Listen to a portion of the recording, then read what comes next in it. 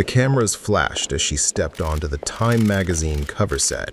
Before the photographer could take the first shot, her husband grabbed the microphone and announced he was in love with another woman. Today, His we mistress celebrate smiled. absolute The perfection. studio fell silent. She never She looked at is him. the true She face was of watching luxury. someone who had just walked through the studio doors. The lights were hot, too hot. They burned against her skin like the eyes of every person in that studio. Namira stood on her mark, one hand resting at her side, the other holding nothing at all. She had been told to look strong. She did not have to try. The photographer raised his camera. A hush fell over the crew. This was the moment, the cover of Time magazine, a face that would sit on millions of tables, in thousands of waiting rooms, in the hands of strangers who would never know her story. And then her husband walked into the frame. Kofi moved with the ease of a man who believed every room belonged to him. He smiled at the crew. He waved at a producer he had met only once. He straightened his jacket, the expensive one she had bought him, and he reached for the microphone clipped to the director's stand. Before anyone could stop him, he lifted it to his mouth. "I have something to say," he announced. "Something I should have said a long time ago." Namira did not move. The director glanced at his assistant. Was this part of the shoot? No one had told him. No one had planned this. But the cameras were rolling and the lights were on, and Kofi was already speaking. "I'm in love," Kofi said. "Truly in love, and not with the woman standing on that set." A gasp swept through the studio. Somewhere a coffee cup hit the floor and shattered. The director froze with his hand half raised, and from the shadows behind the lighting rig, a young woman stepped forward. She wore a tight red dress and a smile that had been waiting all morning to be seen. Her name was Renata. She was an editor, a junior one. She had worked at the company for less than a year, and she looked at the crew the way a cat looks at a bird it has already caught. Kofi reached for her hand and pulled her into the light. "Her," he said. "It's her. I'm done pretending." The studio held its breath. Now here is what I need you to understand. In that moment, every person in that room felt sorry for the woman on the set. They saw a wife humiliated. They saw a marriage ending in front of cameras. They saw a woman about to break in the worst possible place at the worst possible time with the whole world about to watch. But some women don't break. They wait. Namira did not cry. She did not scream. She did not even look at her husband. Her chin stayed level, her breathing stayed slow, and her eyes were fixed on the studio doors where an older man in a gray suit had just stepped quietly inside. He was calm. He was unhurried, and under his arm he carried a thin, sealed folder. A young makeup artist near the wall whispered to no one, "Why isn't she saying anything?" That was the right question. Why wasn't she looking at her husband? Why was she watching a stranger at the door? And what was inside that folder that made her stand so still? Keep those three questions close. You'll need every one of them. To understand the silence of that morning, you have to understand where it came from.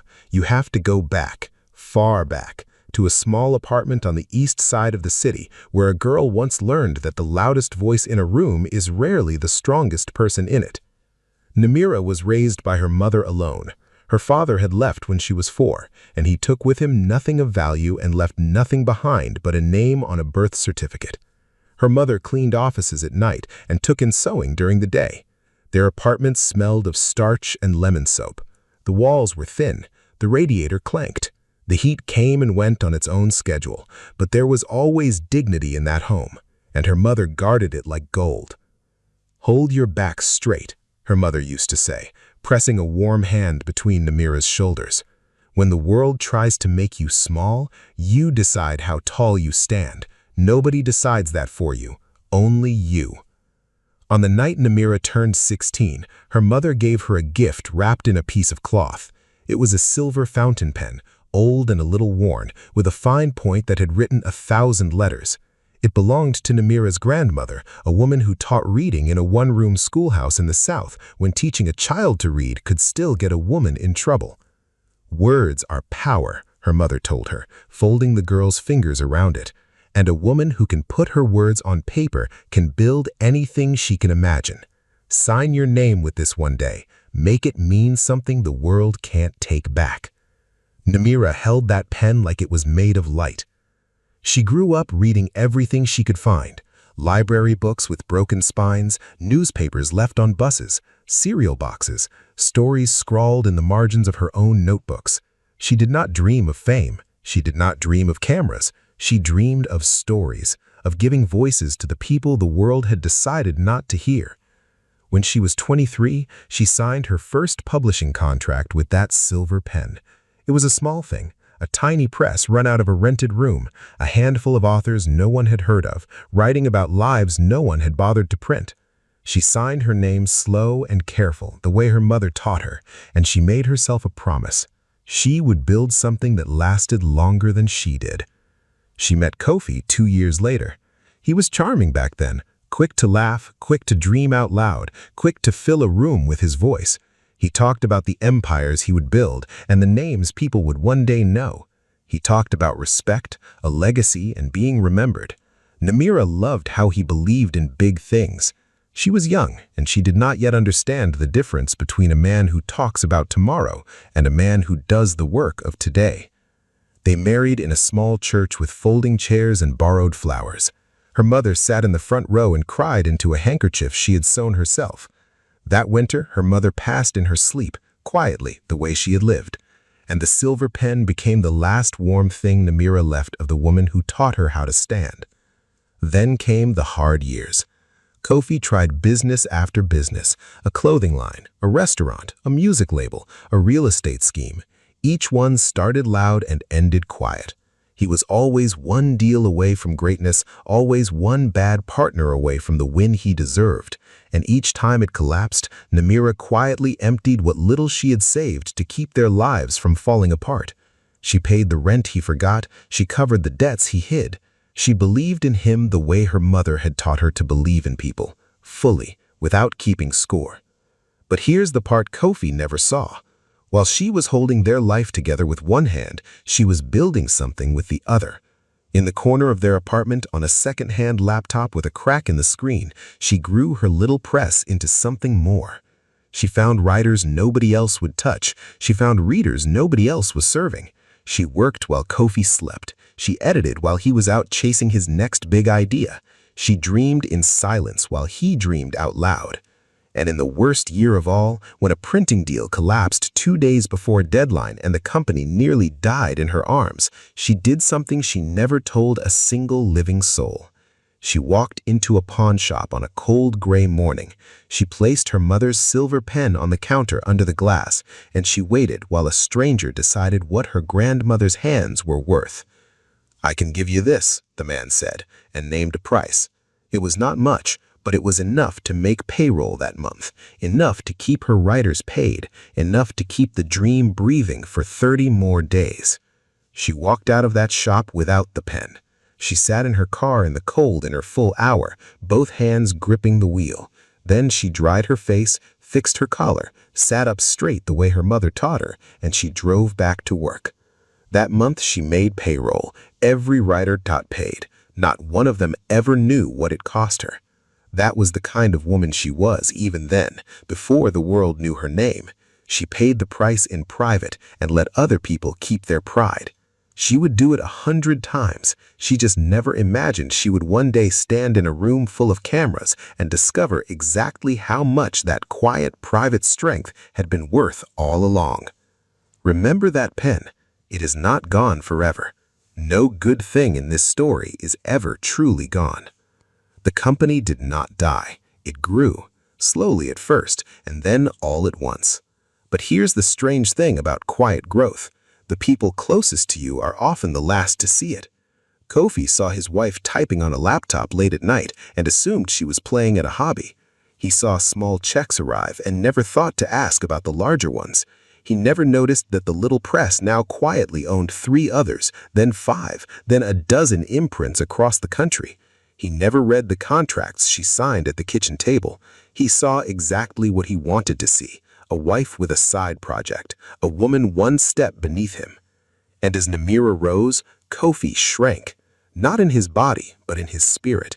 He had spent his whole life believing he would be the great one, the visionary, the name on the building. And slowly, Painfully, in a place he could not admit even to himself, he began to suspect that the great one in his house was not him at all. It was her.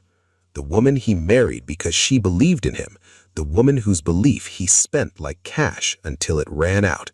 A stronger man might have been humbled by that truth. He might have learned from her, leaned on her, grown beside her. This man was made cruel by it instead. This is the part people always get wrong about betrayal. They think it is born from hate. It rarely is. It is born from fear, from a small, cold voice in a man's chest whispering that he is not enough, and his terror that the whisper might be true. Kofi could not stand beside a woman who made him feel small, so he decided to make her smaller than him by force. Renata understood that fear better than anyone in the building. She had joined the company as a junior editor, ambitious and sharp and patient as a hunter. She noticed Kofi the way a climber notices a foothold.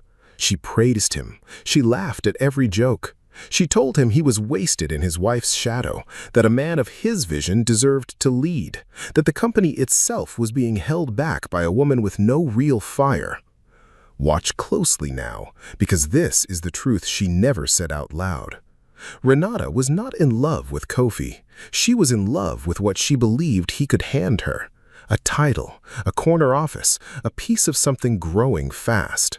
She had measured him the way she measured everything else, by exactly what it could do for her, and nothing more. And Kofi, starving to feel like a king again, drank in every word she poured. It started small, the way these things always do. A dinner that ran late, a meeting that did not need to happen, a phone he began to turn face down on the table. Namira noticed. A woman always notices, but she said nothing, because she had learned long ago that the truth comes out on its own schedule, and a person chasing it only ends up looking foolish. So she watched, and she waited, and she kept building in the dark. Kofi grew bolder as the months passed. He stopped hiding the late nights. He started criticizing her in front of others, small cuts at first, then deeper ones. He called her work a hobby at a dinner party, and the table laughed, and Namira smiled and said nothing, and felt something quiet harden inside her chest. He told her she had no vision. He told her she had gotten lucky. He told her, one cold night, that a real man could not be expected to stay loyal to a woman who cared more about her writers than her husband. She remembered every word. She wrote none of them down. She did not have to. Some words carve themselves into you whether you want them or not. His sister fed the fire too. Tasha had never liked Namira. She thought her brother had married beneath the family's old pride, and she had spent years whispering that he never should have settled for a girl from the East Side with a dead mother and a cheap pen. When she learned of the affair, she did not warn Namira. She did not feel a flicker of loyalty. She helped plan the reveal. Here was their scheme, and it was uglier than any of them would ever say out loud. They believed the company was small, a vanity project, worth a little but not much. They believed that if they humiliated Namira in public, broke her spirit in front of the whole world, she would be too ashamed to fight. She would crawl into a quiet divorce and sign away whatever little thing she had built without raising a hand. Humiliate her, break her, take the scraps.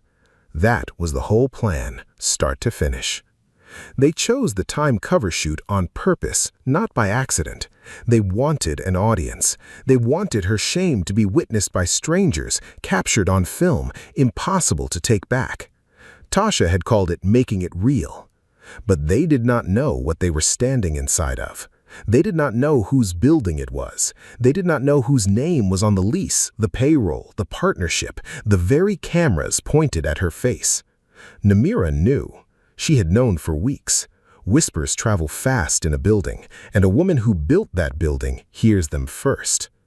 The night before the shoot, she sat alone in her study with the door closed and held the silver fountain pen.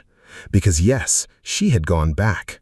2 years after that cold gray morning, when the company finally turned its first real profit, she walked into that same pawn shop and bought her mother's pen back at 3 times the price. She never told Kofi. Some things you keep only for yourself. She held that pen in the dark, and for the first time in a long time, she felt the old numbness creeping in at the edges. The bone-deep exhaustion of a woman who had given everything to people who gave nothing back. She thought about her mother's warm hand between her shoulders. She thought about how tired she was of holding her back straight. For one long moment, sitting there in the dark, she wondered if dignity was even worth the silence it cost her. She wondered if her mother had been wrong. She wondered if standing tall just made you an easier target for the people who wanted you on your knees. The numbness spread through her like cold water. She set down the pen and stared at her own hands, the hands that had built everything, the hands that had paid every debt and dried every tear and held a marriage together long after the other person stopped holding anything at all. She thought of all the years she had given away for free. She thought of how easy it would be just this once to let herself fall apart, to be small, to be done. She picked the pen back up. She held it against her heart, the way she had held it the night her mother gave it to her. And in the dark, she whispered the only thing that had ever pulled her back from the edge. Hold your back straight. And then the phone rang. It was the older man in the gray suit, the company's chief counsel, a quiet man named Theo who had served her faithfully for 9 years and had never once let her down. He had news that could not wait until morning. It's done. His voice was steady, but he could hear the weight under it. The board approved the final terms an hour ago. The valuation confirmed and signed. Namira, are you hearing me? Do you understand what you've built? She closed her eyes and let one slow breath leave her body. Tell me in the morning, she said softly. Bring the folder to the chute. Bring the signed page. I'll know when I need it. She set down the phone. She set down the pen. And the numbness in her chest turned slowly, quietly into something else. Not rage. Rage is loud, and loud things burn out fast. This was calmer than rage, steadier. This was certainty. Some women don't break. They wait. So now you know what Namira knew while she stood under those burning lights. You know why she did not look at her husband. You know what was inside that thin, sealed folder. Let's go back to that studio. Let's watch it happen. Kofi held Renata's hand and waited for her wife to crumble. He had imagined this moment for weeks. He had rehearsed it in his head while he lay awake beside the woman he was about to betray. He had pictured Namira's tears, her trembling lip, her broken voice asking him why. He wanted to see her small. He needed to see her small, because only a small wife could make him feel like a big man, and he had not felt like a big man in a long time. But Namira did not crumble. She stepped down off the set, slowly, calmly. Her heels were quiet on the floor. The crew parted before her like water before a ship, not because she pushed, but because something in her stillness made them move. And she walked, not toward her husband, not toward the woman in red, but toward the older man waiting at the door. "Did you bring it, Theo?" she asked. The older man in the gray suit nodded once and placed the sealed folder in her hands. The director, sensing something he could not name, leaned toward his camera operator. "Keep rolling," he murmured. "Whatever you do, keep rolling." Namira turned to face the room, and for the first time that whole morning, she looked at her husband, really looked at him, the way you look at something you are seeing clearly for the very last time. "Kofi," she said. Her voice was quiet, but every person in that silent room heard it. "You said you have something to announce. So do I. It's only fair." The studio went still as stone. "This building," she said, lifting her eyes to the walls around them. "This brand on the wall behind you, the one you've been standing in front of all morning. Do you know who owns it?" Kofi laughed, but it came out thin and cracked. "Everyone knows you run a little press, Namira. This isn't the time for one of your—" "A little press," she repeated, and there was no anger in it, which somehow made it worse. She opened the folder. "Let me read you something, Kofi. Just one page. It won't take long." She lifted a single sheet of paper into the light, and then she spoke the words that would follow Kofi to the end of his days. As of midnight last night, the company I founded 11 years ago, the one I built on a cracked laptop while you slept, completed its acquisition deal. The final valuation closed at $85 billion. She closed her eyes and let one slow breath leave her body. "Tell me in the morning," she said softly. "Bring the folder to the chute. Bring the signed page. I'll know when I need it." She set down the phone. She set down the pen, and the numbness in her chest turned slowly, quietly, into something else. Not rage. Rage is loud, and loud things burn out fast. This was calmer than rage, steadier. This was certainty. Some women don't break. They wait. So now you know what Namira knew while she stood under those burning lights. You know why she did not look at her husband. You know why she watched the door, and you know what was inside that thin, sealed folder. Let's go back to that studio. Let's watch it happen. Kofi held Renata's hand and waited for her wife to crumble. He had imagined this moment for weeks. He had rehearsed it in his head while he lay awake beside the woman he was about to betray. He had pictured Namira's tears, her trembling lip, her broken voice asking him why. He wanted to see her small. He needed to see her small, because only a small wife could make him feel like a big man, and he had not felt like a big man in a very long time. But Namira did not crumble. She stepped down off the set, slowly, calmly. Her heels were quiet on the floor. The crew parted before her like water before a ship, not because she pushed them, but because something in her stillness made them move. And she walked, not toward her husband, not toward the woman in red, but toward the older man waiting at the door. "Did you bring it, Theo?" she asked. The man in the gray suit nodded once and placed the sealed folder in her hands. The director, sensing something he could not name, leaned toward his camera operator. "Keep rolling," he murmured. "Whatever you do, keep rolling." Namira turned to face the room, and for the first time that whole morning, she looked at her husband, really looked at him, the way you look at something you were seeing clearly for the very last time. "Kofi," she said. Her voice was quiet, but every person in that silent room heard it. "This building, this company, this brand on the wall behind you, the one you've been standing in front of all morning, do you know who owns it?" Kofi laughed, but it came out thin and cracked. "A little press," she repeated, and there was no anger in it, which somehow made it worse. She opened the folder. "Let me read you something, Kofi. Just one page. It won't take long." She lifted a single sheet of paper into the light, and then she spoke the words that would follow Kofi to the end of his days. "As of midnight last night, the company I founded 11 years ago, the one I built on a cracked laptop while you slept, completed its acquisition deal. The final valuation closed at $85 billion. She let the number sit in the air and breathe. "Which means that as of this morning, by every public measure that exists, I am the youngest self-made billionaire in the world. The youngest in the world." You could have heard a feather touch the floor. Let me put that in terms a person can actually hold.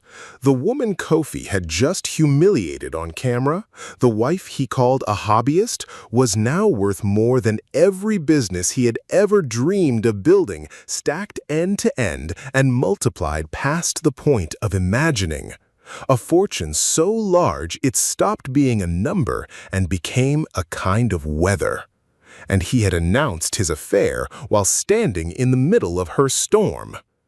Renata's smile slid off her face like a mask falling from a wall.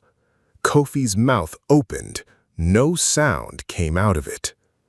"This studio," Namira continued, her voice never rising, never shaking, "is rented by my company. The crew you waved at this morning are my employees. The producer you greeted at the door, the lighting team, the magazine partnership that put my face on that cover, all of it runs through a name you never bothered to learn." She paused. "And the woman whose hand you're holding is a junior editor at my company. Her paycheck has my signature behind it. Every single paycheck in this room does." Renata let go of Kofi's hand as if it had caught fire. "I heard every word you said. I stood right there on that mark under those lights, and I let you finish. I didn't interrupt you once. Do you know why? Because I wanted you to mean it. I wanted there to be no doubt left in your heart when you chose her over me in front of the whole world. So tell me now, while the cameras are still rolling, are you finished?" Kofi tried to speak. The words came out broken. "Namira, I didn't. You have to understand. This isn't... You don't..." "I understand perfectly," she said. "For the first time in 11 years, Kofi, I understand you completely. It only took the truth to do it." She took one step closer to him, just one, and when she spoke again, her voice dropped so low that the cameras had to strain to catch it, which only made the room lean in harder. "You wanted to make me small," she said. "You planned it for weeks. You picked this room because you wanted witnesses. You wanted them to watch me break." She tilted her head. "Look at them now, Kofi. Look at every face in this room. Tell me, who looks small to you?" He could not answer. He could not look at them either. He looked at the floor, at the shattered coffee cup, at anything but the people who had come to photograph his wife and stayed to watch him fall. She closed the folder with a soft and final sound, and the room, which had pitied her only minutes before, now stared at the man with the microphone still dangling from his fingers, and understood all at once who the small person in that studio had been the entire time. Some women don't break, they wait. What happened next did not happen with shouting. It did not happen with thrown glasses or screamed threats. It happened with paper and signatures and the slow, quiet machinery of consequence turning one gear at a time. And that is the only kind of justice that ever truly lasts. The chief counsel in the gray suit had not come to the studio only to deliver good news. Theo was a careful man. He had come prepared for everything that might follow. Kofi held a title at the company, Chief Brand Officer. It was a position Namira had created for him years earlier, partly out of love and partly to give his pride something solid to lean on. He had treated that title as proof of his own importance. He had printed it on business cards. He had said it at parties. He had never once read the bylaws that governed it. But Namira had written those bylaws herself, line by line, with a careful hand. By the end of that week, the board met in a long, quiet room. Namira did not raise her voice there either. She did not need to. She simply laid the facts on the table like cards. A senior officer of the company had used a company event on company property in front of company partners and live cameras to conduct a personal affair with a junior subordinate who reported up through his own division. The conflict of interest was plain as daylight. The damage to the brand was documented in every newspaper in the country. And all of it, every second, had been caught on film. The board did not debate long. The vote was nearly silent. Kofi's position was dissolved, cleanly, legally, with no thread left for him to pull and no door left for him to push. He walked out of the building that once carried his title holding a single cardboard box of personal things, and the security guard who escorted him to the door was a man whose paycheck, like every other paycheck in that building, had Namira's name behind it. The guard was not unkind. He simply held the door open and waited. That was somehow the worst part of all. Renata fell faster and harder than Kofi did. Her employment was terminated the same week, the conflict of interest spelled out in plain language she could not argue with. She had gambled everything she had on a man she believed held power. Now she stood beside a man who held nothing at all, no title, no office, no company, no future worth attaching herself to. And so she did the only thing a person like her knows how to do. She left. She did not even say goodbye to him. One day she was on Kofi's arm in front of the cameras, the next she would not answer his calls. The door she was so desperate to walk through had closed in her face, and she was already across the street, scanning the windows for the next open one.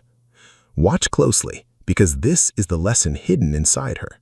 People who only love what you can give them will leave the moment you have nothing left to hand over. They always do. Every time.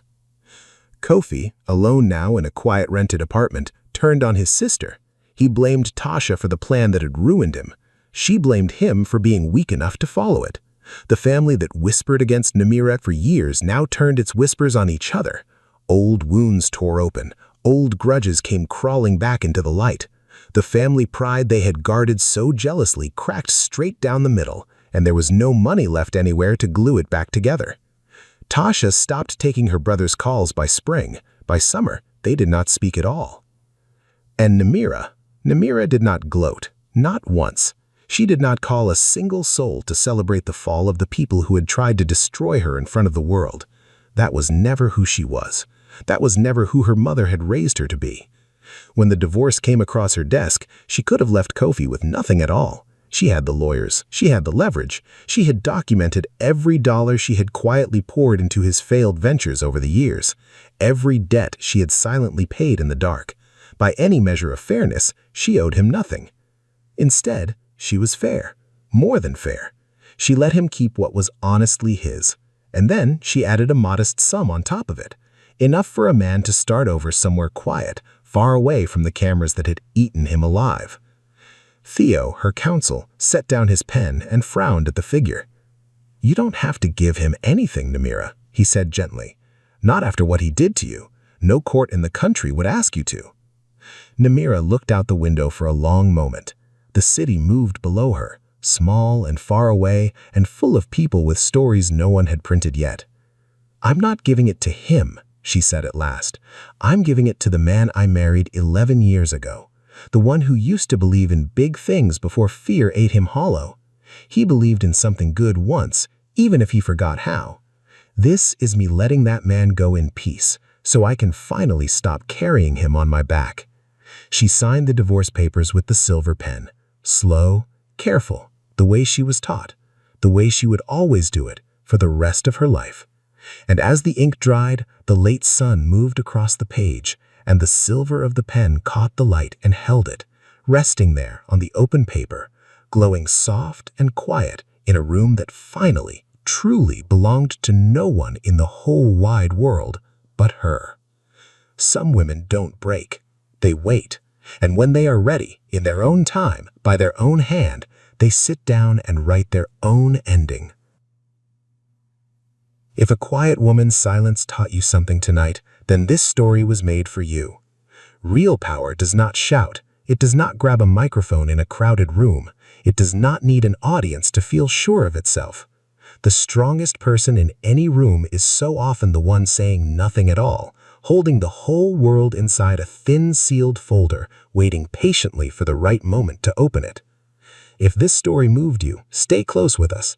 There are more stories like hers waiting to be told, more quiet women and the loud men who underestimated them right up to the end.